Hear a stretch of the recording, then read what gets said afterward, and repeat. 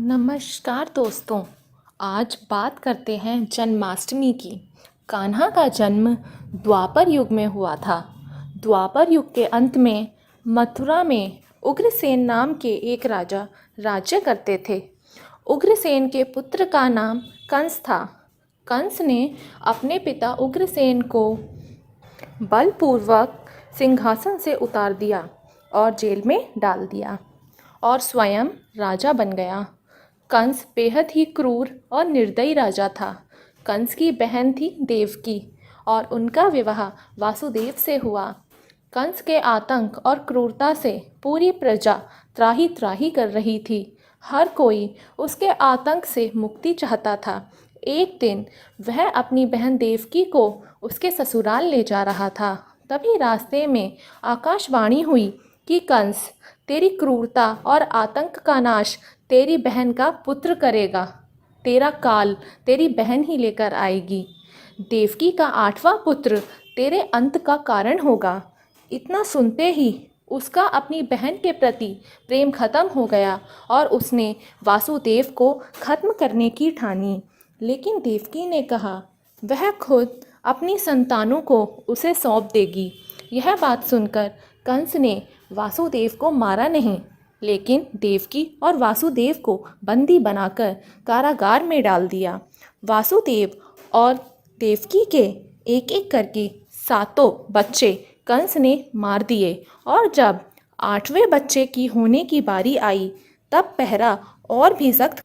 उधर वासुदेव के मित्र नंद की पत्नी यशोदा को भी बच्चा होने वाला था और यही वह मौका था जब कंस की आंख में धूल झोंकी जा सकती थी। फिर क्या था, एक ही दिन में देवकी ने पुत्र और यशोदा ने पुत्री को जन्म दिया।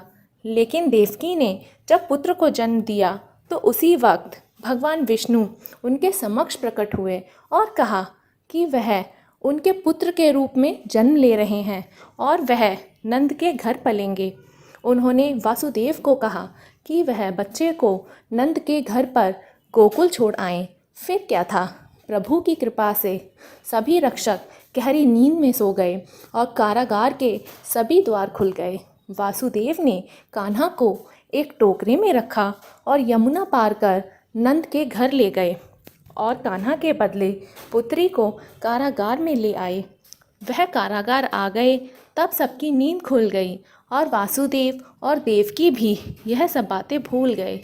कंस को जब पता चला कि देवकी की संतान हो गई है तो वह कारागार आया और देखा कि 8वीं संतान तो लड़की है, लेकिन डर के कारण उसने 8वीं संतान के रूप में उस कन्या को भी दीवार पर पटक दिया।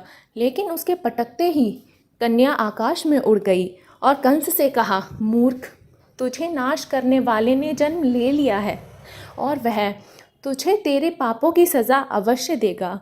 यह कहकर वह कन्या आकाश में विलीन हो गई। यह दृश्य देखकर कंस व्याकुल हो गया। कंस ने श्री कृष्ण को मारने के लिए बहुत से दैत्य भेजे। श्री कृष्ण ने अपनी अलौकिक माया से सारे दैत्यों को मार डाला और बड़ा होने पर उन्होंने कंस को भी मारकर उग्रसेन को राजगद्दी पर बैठाया।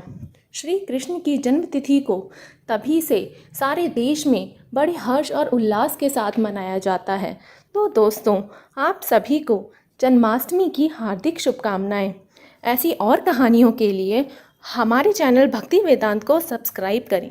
धन्यवाद।